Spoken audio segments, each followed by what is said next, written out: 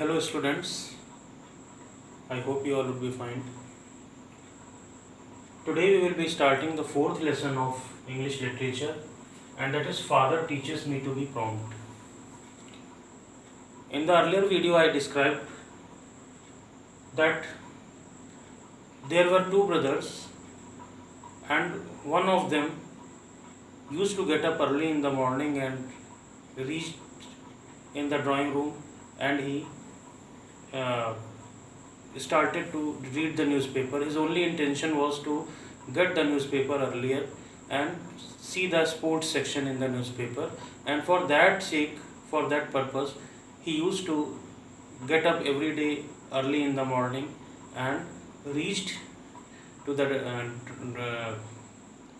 drawing room and reading the paper. And as his father came, he used to hand the newspaper over to his father, and then along with his father he used to sit on the dining table and have had the breakfast. But the second brother was not prompt in getting ready and reaching to the dining table, and his father was so sorry of his other son that why he does not becomes ready every day. And for teaching him a lesson, he did something, and that what he did is told in the story, that he brought a watch and he gave to the son who was prompt, and he did not give it to the son. He did not give it to the son who was not prompt, and in last, the son who was not prompt, he thought that maybe if I change my behavior, my father would recognize me, and in last, the same thing happened. This thing in brief, in the previous video, I explained you all. First of all, we will discuss the difficult word and their meanings. First is prompt. Prompt means quick. Reliable. Reliable means I am saying that he is reliable person, means dependable person. We can share it with something. Rendered. Rendered means performing something. Engraved. Engraved means something marked on a hard surface. Suppose that on a weight of 1 kilogram, it is written 1 kilogram, it is engraved on that. So marking something on a hard surface. Regret. Regret means a sense of disappointment, sadness, or a sense of a feeling of something lost. That is called regret. And indignantly means if I am doing something but with a lots of displeasure, a lot of pressure, that is called strong displeasure, means a disagreement. And heartily means if someone has said me to do something, and I am accepting that thing very without any difficulty, happily I am accepting. If I gave you homework and you don't have any problem, you are thinking that sir is giving, it is very nice, we should do. So that is called heartily accepting something. This was the difficult word meaning. So without spoiling much of time, we will start the lesson. Father made a great point of our getting down to breakfast on time. I meant to be prompt, but it never occurred to me that I could even try to be early. My idea was to slide into the room at the last moment. Consequently, I was often late. My brothers were often late too, except George. He was the only completely reliable son father had. George got down so early, father pointed out to me that he even had time to practice a few minutes on the piano. The reason George was too prompt was that he was in a hurry to see the sporting page before father got hold of the newspaper. In this, it is saying that father was complaining that one son is every day getting ready and going to the drawing room and reading newspaper, and when I reach there, he hands me over the newspaper and then he plays the piano. If George also come here in time, he can also play the piano and practice something. That is what the father is complaining. Father took the newspaper away from the George the moment he entered the room. George always was thorough about things. He not only thumped the piano as hard as he could, but also hammered out the tune over and over. He is saying that it is being said that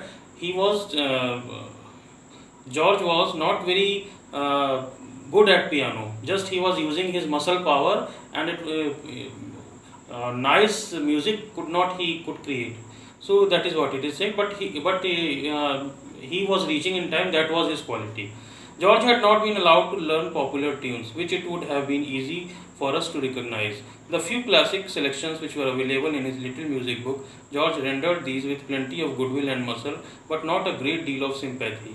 He regarded some of the rules of piano playing as needlessly complicated.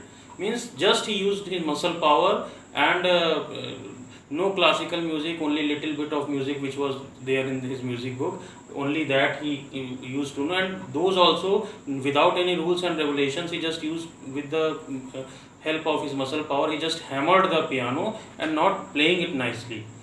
The fact remained that he was the one boy who was always on time, and father was so pleased by that he bought a watch for him with George Palmley Day always on time engraved on the back.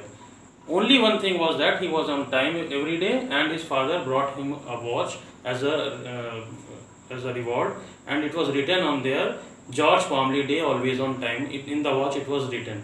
He told me that as I was the eldest, he had meant to give me a watch first, and he showed me the one he had bought for me.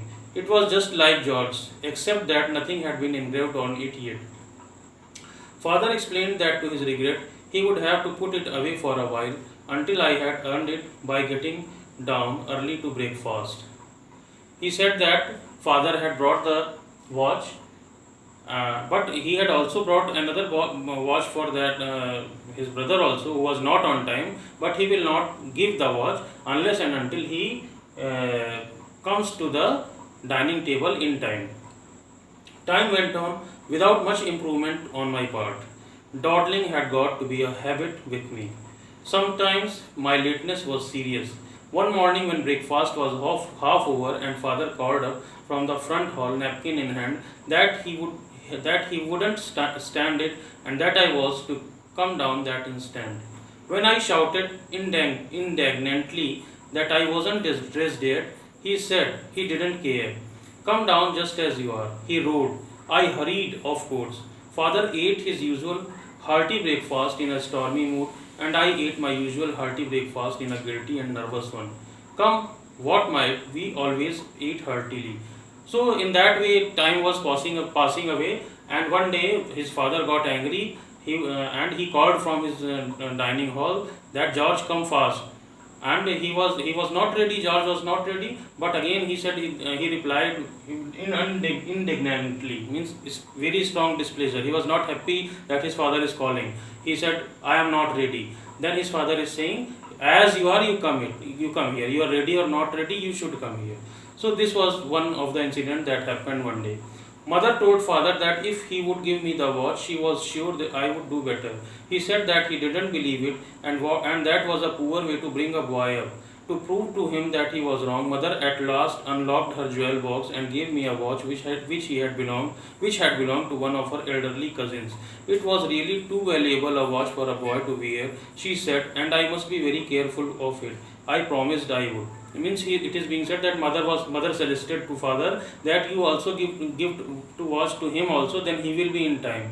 You are not giving, then that is why he is not on time. So father said, no, this is not the idea. Unless and until he becomes on time, I will not give the watch. Then mother gave him a watch of very old times, which her cousin had given her, but it was a very nice watch. It's a golden watch. It was. This watch, however, turned out to be painful, delicate. It was old, I was young. We were not exactly made for each other. It had a back and front of thin gold, and as mother had the former owner's monogram shaved off the front cover, that cover used to sink in the middle when pressed.